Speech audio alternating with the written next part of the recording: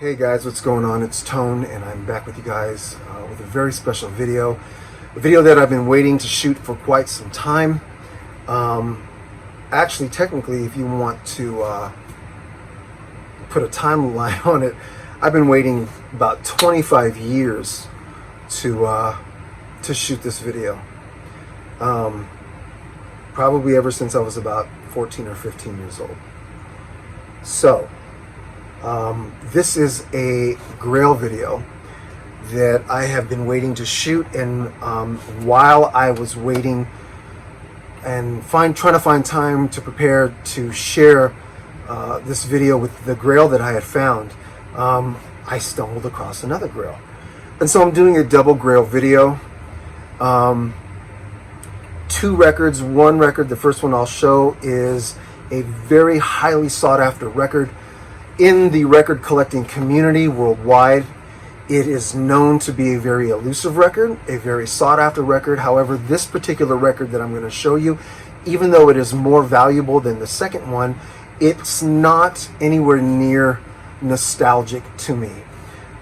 It's been on my list, on my focus, on my target, just because it is an elusive record. It's a fantastic record. Musically, sonically, it is by an absolutely fantastic artist who is kind of an elusive guy himself. He didn't have a lot of success here in the United States, but he was successful somewhere else, and I'll get to that in a second. The second Grail I'm going to show you has been something that has been a passion of mine ever since I was a little kid. I've been searching for the vinyl LP since, like I said, since I was about 14 or 15, because even though my dad used to have it in his collection, I get my whole record collecting hobby from my parents, mainly my dad, of course. He was a collector. He was also a musician like myself. He wasn't a professional musician or a music producer or a songwriter, as I've been able to be blessed to be, but he was an educator. But he played in groups, and he was a guitarist. But he was a huge music fan. Jazz was his thing. Soul music was his thing. He also liked rock music, so I get all that from my dad. And the second record I'm going to show you is something that reminds me so deeply of a time spent with my father. He's not with us anymore. My dad passed away about 14 years ago now. He was extremely young. He was in his mid-50s, and of course, a very evil root called cancer took him from us. But I have so many fantastic memories with my dad, and a lot of those memories are music-based. This particular album that I'm about to show is probably the one that brings me the most euphoria, nostalgia-wise, than any other piece of music when it comes to me and my father. The first one I'm going to show you is by an artist considered as, I guess if you want to put a title on his genre, a psych folk artist. Didn't have a lot of popularity in the United States. He was more popular in Great Britain, but he was extremely and hugely successful. I mean, this guy was a superstar in South Africa. The artist is Rodriguez, and the album is Coming From Reality. I've been looking for this record. It's actually been on my want list probably at the very least a decade. Even just a U.S. pressing, which I thought was more valuable because he is a U.S. artist. I was highly mistaken. And the most valuable pressing of this album is the original 1972 South African pressing. Why is that? Probably because of his popularity. Rodriguez was an absolute superstar in Africa, particularly South Africa. And it's probably why the South African pressing of this album is so highly sought after and holds the most value out of all of his pressings. This is a bona fide South African pressing. It is on the split label A&M Sussex. Of course, Sussex was a subsidiary of A&M Records. What other artists are on Sussex? Probably the most famous, maybe Bill Withers, was a Sussex artist, and his records, are fantastic. And you always see his records. You see the Sussex label. Well, this is on the split A&M Sussex label. It's the only label that is like that, and that is on the South African pressing. You can see it right there. The entire package is VG Plus on the cover, closer to EX, which is in between that and near mint, and the vinyl is in absolute near mint condition. Where did I find it? Well, here's the story. So during all of this craziness that we're going through, I won't give it a name, I won't even really talk about it because I don't want to bring any glory to it whatsoever. So I just kind of like to ignore it.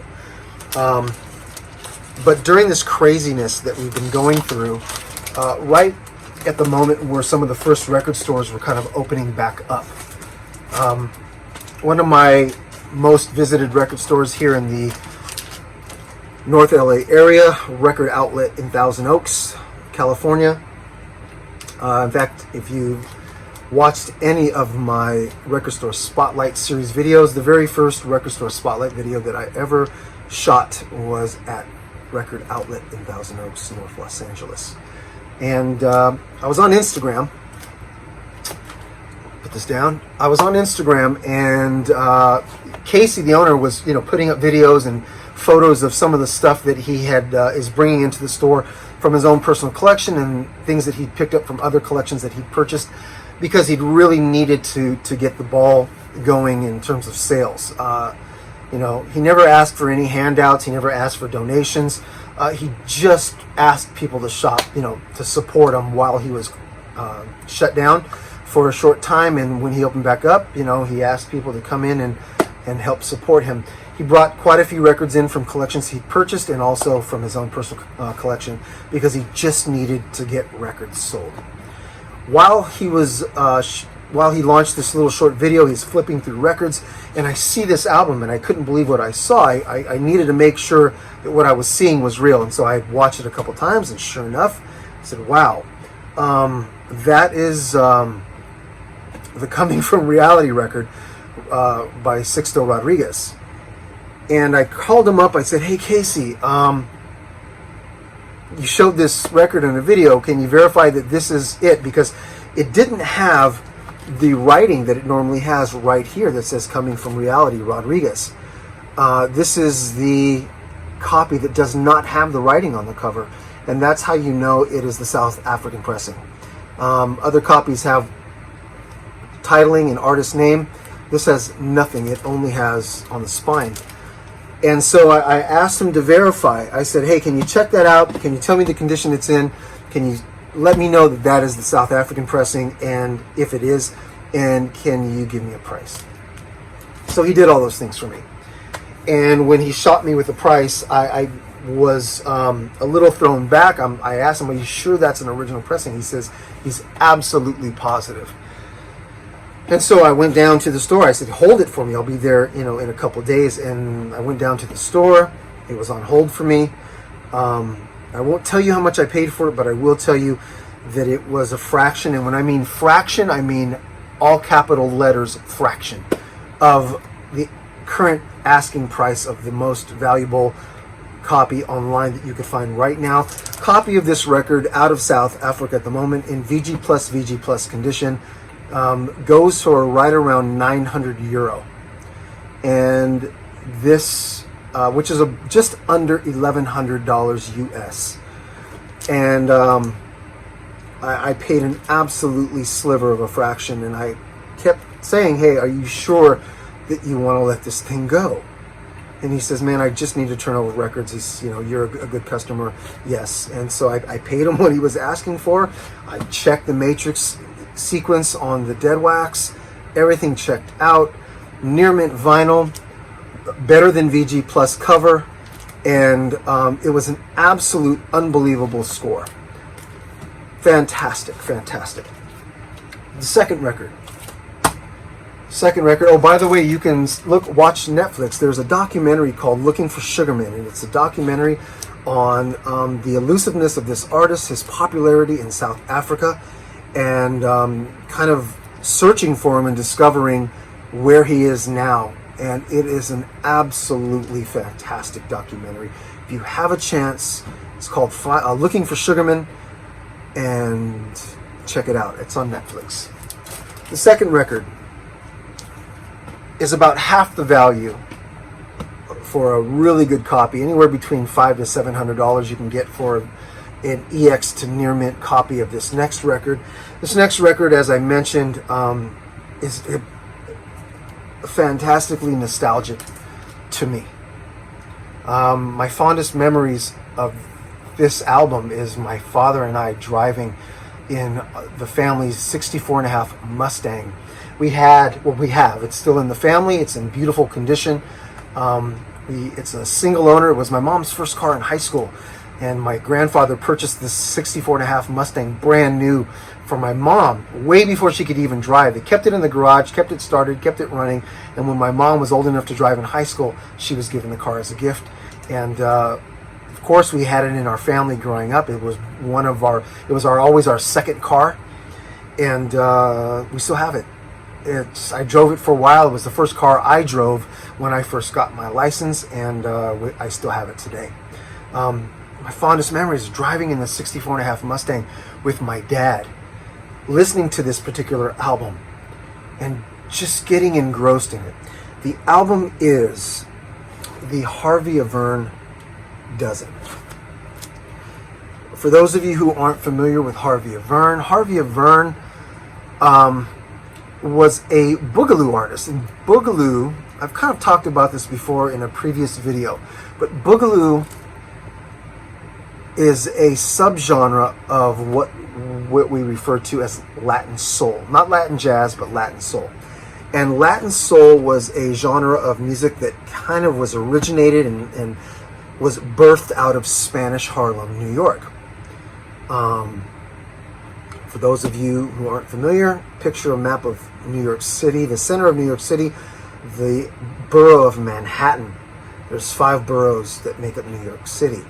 The central borough is Manhattan, the main island, and just north of Manhattan, at the very top northeast corner of Manhattan would be Spanish Harlem. It's just east of Harlem, which is right above Central Park. In that little borough of New York came Latin soul, and it was affectionately referred to as boogaloo. It's in English. It is straight, deep soul music with just a slight Latin flair to it. And it was kind of created by the Puerto Ricans and the Dominicans that occupied that region, that neighborhood of New York. Of course, some of it came out of Miami, where Cubans were getting involved in that style and genre of music. But Fania Records was the label that kind of pioneered the boogaloo Latin soul sound, and Harvey Averne was the young producer and musician and singer that really helped put boogaloo slightly into the mainstream. Other Latin soul boogaloo artists would be artists like Joe Bataan, who was also on Fania for most of his early career. Willie Bobo, who, even though he kind of bordered Latin jazz, he was also considered a Latin soul artist. There's a lot of artists, but Harvey Averne was the artist that really kind of personified Latin soul boogaloo. Coincidentally, Harvey Averne is neither Puerto Rican or Dominican. He's a Jewish guy. This is a young Jewish guy who was a fantastic singer, fantastic producer and musician, was fascinated with the Latin sound and with soul music. And when he came upon the scene, he really helped to pioneer the sound. And this album is 1969 on Fania Records. This is the first issue, original issue, first pressing on it's a mono pressing. There is a stereo pressing, which is not as elusive, but is very expensive and elusive. And also there is a another mono copy that was used. They used the stereo. I think they used the stereo cover to, and then they pasted a mono on top of it, and that's the mono stereo version or something like that. This is the original mono pressing on the original Fania Rainbow label. And the two songs on here that would have been the most popular was Central Park and Can You Dig It?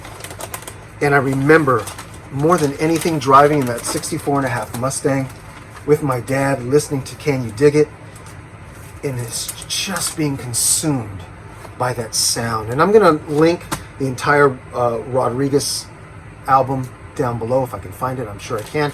And also I'm going to link the Harvey Averne Dozen record. Harvey Averne Dozen is the title of the album, Harvey Averne being the artist, and then later on Harvey Averne Dozen actually became the name of his band in later records.